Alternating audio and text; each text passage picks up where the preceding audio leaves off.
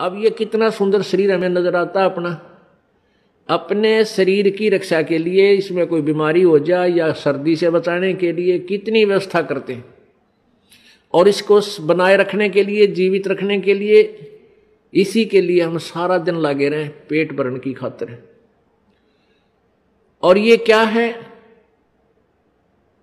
ये काल का सुनियोजित एक जाल है, षड्यंत्र है।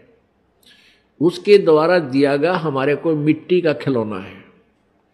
बेटा और बेटी ये मिट्टी के खिलौने बनाकर हमारे को दे दिए, और हम इनको अपना इन्हीं में उलझे हुए हैं। कल को पुत्र की मृत्यु हो जाती है, अपने हाथों फूकाते हैं, राख बन जाती है, उसकी शकल सूरत भी पहचान में नहीं आती है, कौन था कहाँ गया। तो ये धोखा नहीं तो क्या है? ठीक है, पुत्र ना मरे, हम खुश रहते हैं, लेकिन ये हो रहा है, सबको मालूम है।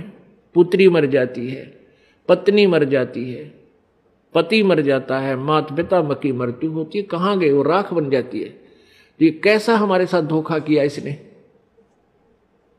हमारी इतनी बुद्धि छोड़ रखी है इस काल भगवान ने। जैसे भैंस का बच्चा मर जाता है, व्यापारी लोग क्या करते हैं, उस बच्चे के ऊपर की चाम को उतार लेते हैं, उतरवा लेते हैं किसी बनाने वाले से, और उसमें भूस भरवा देते हैं, और ऊपर से सिलाई करके एक पूछड़ लटकती रह जाती है उसकी दूम, और उसको उस भैंस के सामने लाकर टांग देते हैं। वह भैंस उसको अपना बच्चा मानती है, और उसको उठाकर जब चलता है तो वह भैंस उसके पीछे पीछे आ करती हुई और भागती रहती है। जहां उसको रख देता है वहीं खड़ी हो जाती है।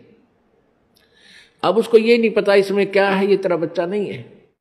इतनी बुद्धि हम सबकी यहाँ काल भगवान ने छोड़ रखी है, और हम इन नकली साजबाज को, इस अपनी कार और कोठियों को, पुत्र पुत्रियों को, बेटा बेटियों को, और पति पत्नी को, माता पिता को, हम ओरिजिनल मान के इनमें इतना लगाव बना बैठते हैं।